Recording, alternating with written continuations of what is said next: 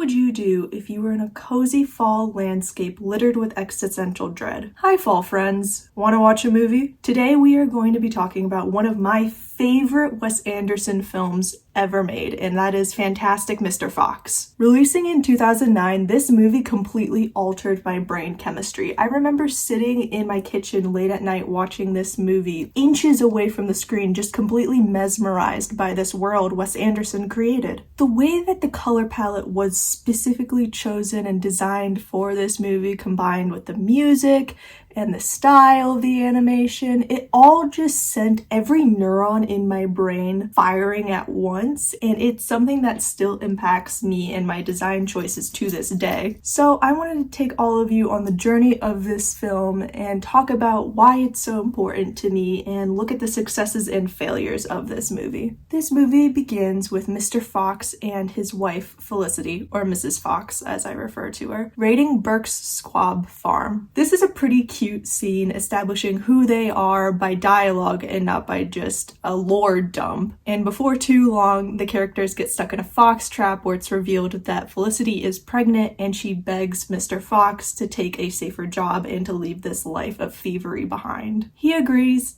and that ends our opening scene, and we flash forward to 12 fox years later, or 2 human years later. The foxes and their son Ash are now living inside of a hole, and Mr. Fox is a newspaper journalist. In this opening scene, we learn that Ash is an absolute icon and doesn't want to do anything. I'm sick. You're not sick. I have a temperature. You don't have a temperature. I don't want to go. Hurry up, you're gonna be late. Mrs. Fox is the only one who really parents him, and Mr. Fox is feeling suffocated by this hole that they have been forced to live in. I don't want to live in a hole anymore. It makes me feel poor.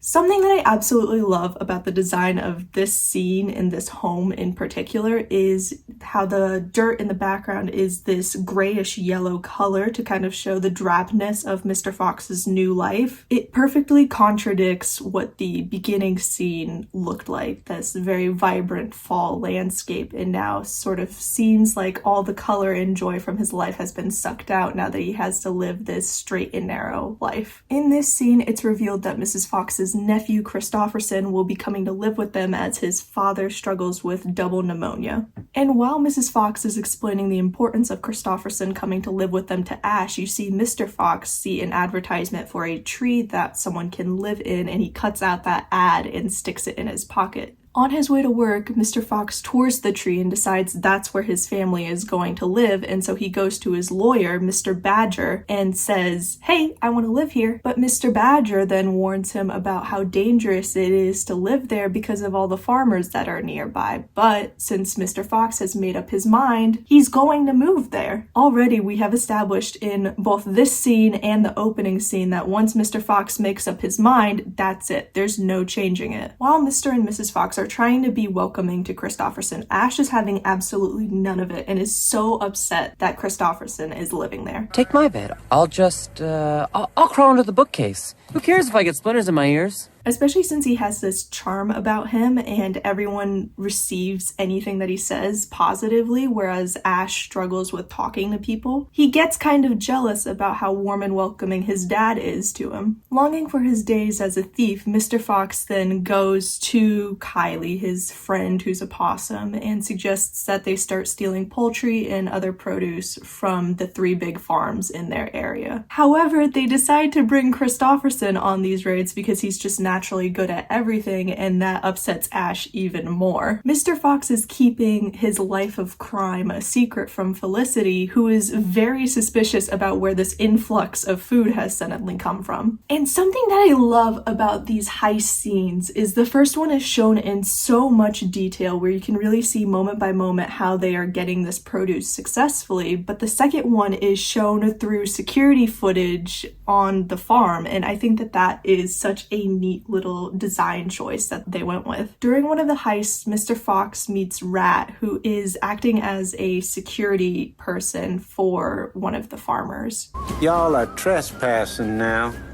Illegally. Through a series of clever words, escape shenanigans, and a good joke or two, these farmers are so angry by the raids and what's been going on that they decide they're going to kill Mr. Fox. This movie is a little dark at times, but as we'll talk about later, it is heavily inspired by the book it's based on, and this is something that's in the book. So I'm not going to critique that. Back at the tree, Mrs. Fox is obviously pissed off that once again Mr. Fox is putting their family in harm's way. And while she's upset about that, Ash is equally as upset that Christopherson is taking on these raids and his dad thinks that he's incapable. Why didn't I get shot at? The farmers decide to camp out around the tree to get the foxes once they leave the tree for food, and when Mr. Fox emerges, they shoot off his tail and take it as a prize. The foxes then gain some resemblance of awareness about what's happening and decide that the farmers are very much going to kill them. They're not going to stop until the foxes are dead, and so they flee their tree home. Meanwhile, the farmers started a demolition on the tree to try and make the foxes come out, but after the tree is removed, they find that, the foxes tunneled out. While on their escape, the group encounters Badger and other animals who have been forced to tunnel underground for their own safety. As the animals begin to fear for starvation because they have no consistent food source now, Mr. Fox devises one more plan. He leads them on a digging expedition so that they can get the prized goods from the farm and then survive a little longer underground. While the animals are feasting, Ash and Christopherson have this really nice moment where Christopherson defends Ash from Beaver's son.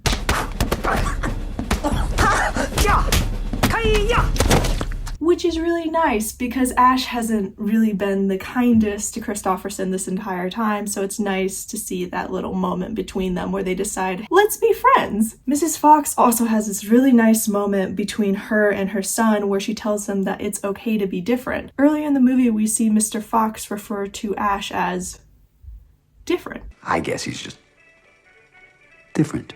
And she mimics this hand movement later in the movie while telling her son that it's okay to be different. And I think that that is such an incredible thing to do. He hasn't had this support through the entire movie up until this moment. So it's nice that he's finally getting that information.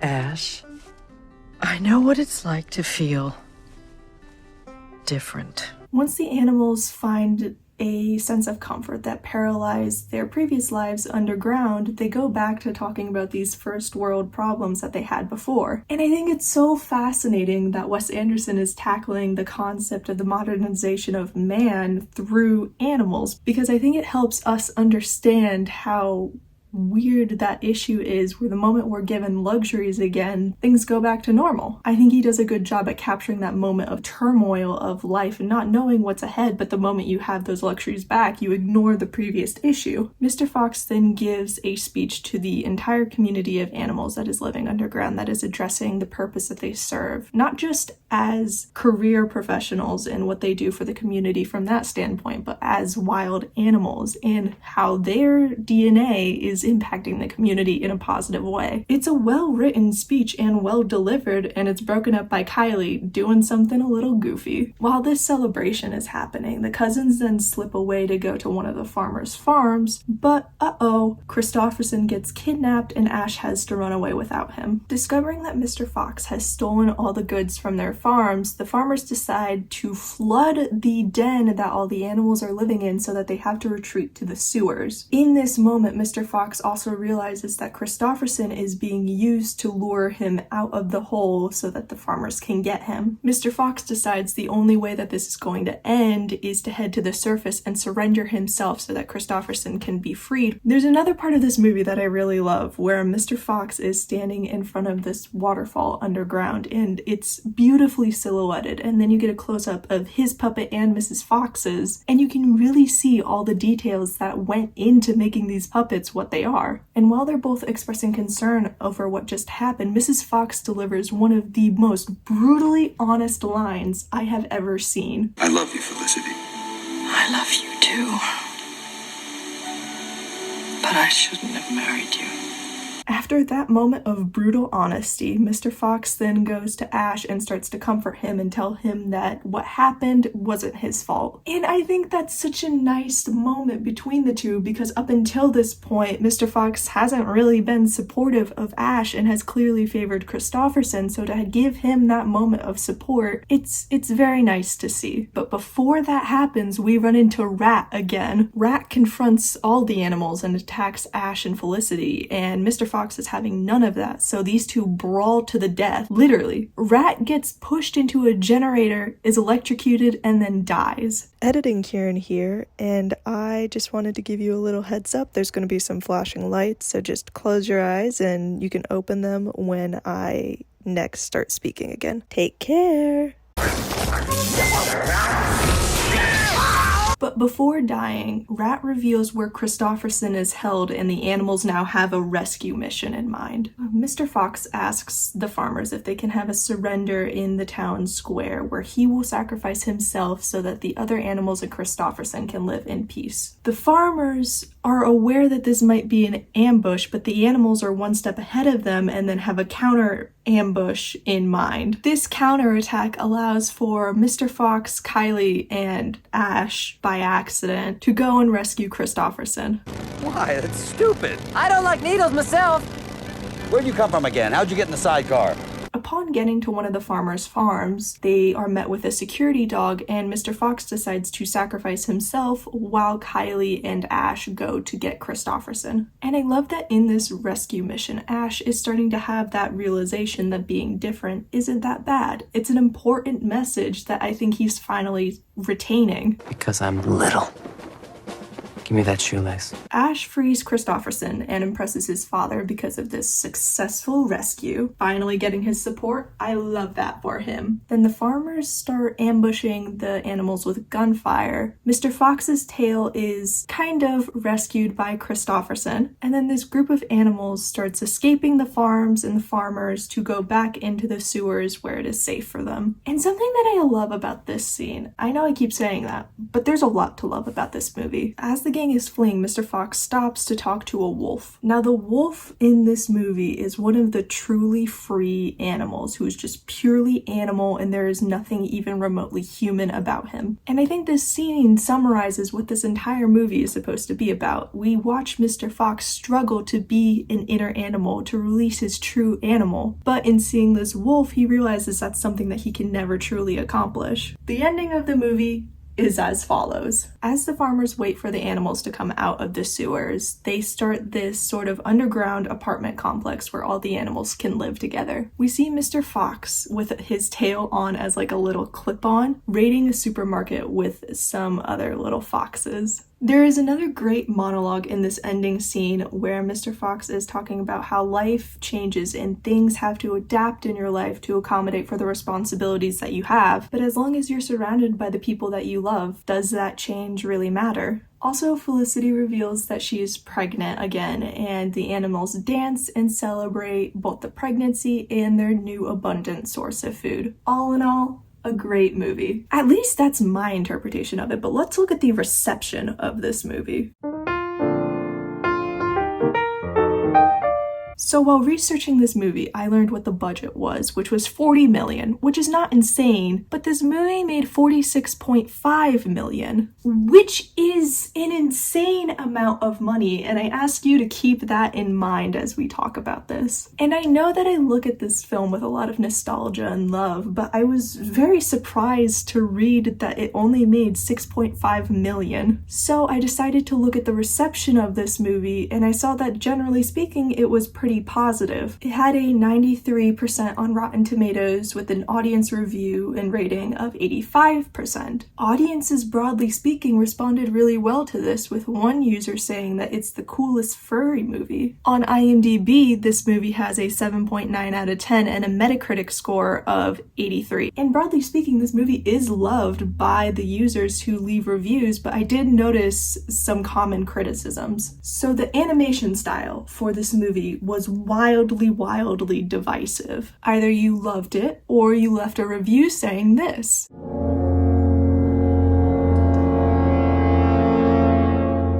People talk about the rough around the edges style and how they didn't really like it, it didn't appeal to them, and that's understandable. Not every style is for everyone. Wes Anderson films are always very stylistic, and there's a specific design going into them that then translates to what you're watching. It's a lot of the time more about the design than the story being told. Not to say the story is bad, I thought the story was great, but that's something that's on the forefront of his mind. And I think that this specific style of animation is unique unique and something that we don't see a lot. I mean, a couple examples would include James and the Giant Peach or Wallace and Gromit. However, it's the color palette and the writing style that really solidifies it as a Wes Anderson film. Another criticism I saw is the story that's being told. This movie is directly inspired by a Roald Dahl book. This is something that Wes Anderson took very, very seriously, as we'll talk about in a second, when it came to making this film. So it's hard to criticize the writing when it was directly influenced by the book that it's based on. As we've discussed, when you're transforming something from one media to another, there's things that you have to compromise and sacrifice, and I feel like that wasn't exactly understood by some audiences. But I want to talk about the development of this movie and what went on behind the scenes, because I think it's so neat. The team that was animating this movie wanted to give it that rough around the edges style. It was always going to be the design of this movie. And when it came to creating the movie, Wes Anderson wanted it to be as real and as tangible to Roald Dahl's life as possible. For example, did you know that Wes Anderson didn't have the actors record their lines in studios, but rather on site to give a realness to what they were saying? And I think that's an incredibly neat practice that's not exactly done before. In 2009, they were able to get some great audio in real moments in this movie by sitting in a sewer. I think that's such a fascinating way to bring human interaction into this movie, where yes, it's animals and they're animated, but you still have that moment of, oh, it feels like real people are talking to each other. And that's because they were real people talking to each other. In addition to that, all the landscape and the trees were miniatures of a village that Roald Dahl lived in. The designers would take trips to that village and then imitate certain scenes and landscape of the movie based on that village. And I think that that's such an incredible tribute to provide to the author of the story that you're making, and it's such a neat part of the design process, and it shows how much detail went into every little thing. And while we're on the topic of detail, the puppet making process is absolutely insane. I'll have an article down below linked that talks about it fully in depth, but the amount of money that went into every single one of these puppets, oh my god, dude. For example, for the first Mr. Fox puppet, it cost $83,000 to get all the materials for him. That's so much money! The suit for Mr. Fox was made out of actual pants that Wes Anderson owned, and the badge that Brat is wearing is actually embroidered and not just screen printed on. There was so much time and care that went into making these characters, and I think that that's such an incredibly underappreciated part of this movie. Every pose, every detail was mapped out from the very beginning so that animators knew what they were getting into when it came to actually making the characters move around and come to life. The film's production designer, Nelson Lowry, has come out in an interview after this movie and talked about how Wes Anderson's obsessive attention to detail was a little annoying. It made for an incredible product. This movie truly doesn't look like anything else out there. And it's so satisfying to know and watch this movie knowing the amount of thought that Wes Anderson put into the design, because I feel like more often than not, directors don't really articulate well what they want from a design, and then that ends up with a mismatched style between the actors and the design. I feel like another thing that did not make this film as successful as other films was the fact that it was animated. Hollywood has always held this negative stigma around animated movies, and I think that stigma needs to be challenged more. It's as though if you can't see real people, then they don't have real issues, but that could not be further from the truth. Being able to dive into the intricacies of our everyday relationships and the complexity of the human condition matters so much more than the style in which these issues are being brought to light. Animators have been able to come out with movies that are equally as compelling as live-action movies. People relate to the themes of Fantastic Mr. Fox at all ages, and I don't think it's fair to say that animated movies lose value the older that we get. It is something that absolutely needs to be challenged, because if you are going to critique animated movies so heavily, you will never be able to live up to what live-action movies bring. Just because you can visibly see another real-life person on your screen does not mean that it has more value than animated animated animals. And I think there's so much to attribute to Wes Anderson's film's success. The cast is always star-studded and perfectly cast. In this movie, we had Meryl Streep, Bill Murray, William Dafoe, Owen Wilson. Every actor was the perfect choice for their character. The design, as always, is perfect and well thought out. Every frame is analyzed to fit the vision that Wes Anderson has. And the scoring brings so much life to these scenes and adds this layer of whimsy that is always beautiful. There is so much intention and care behind this movie, and I feel like that was underappreciated in the time that it came out, but again, looking at it from a retroactive lens, I think audiences have found a new appreciation for this style of movie. Not only that, but the message of this film is this character who's wrestling with a midlife crisis and identity where he doesn't know what he wants to do with his life, but he feels stifled. That's a moment that we all relate to, where as we get older, we have this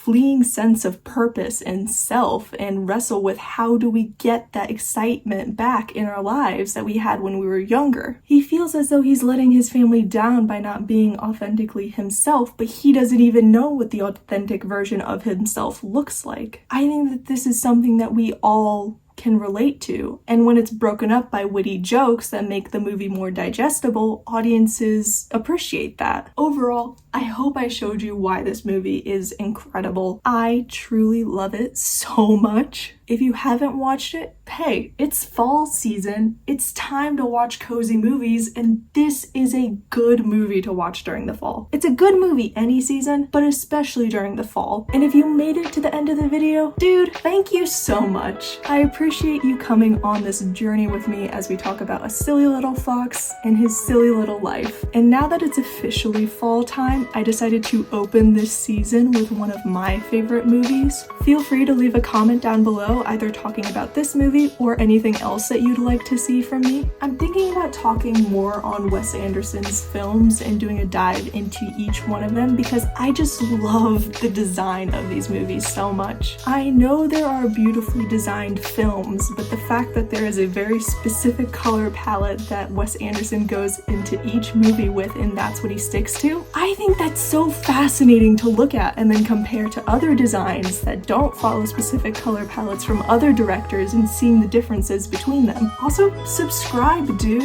We're making a little media club here and you gotta join. I don't make the rules, but you watch the video, so you're in the club now. I'll send a little smooch your way, and I'll see you next time.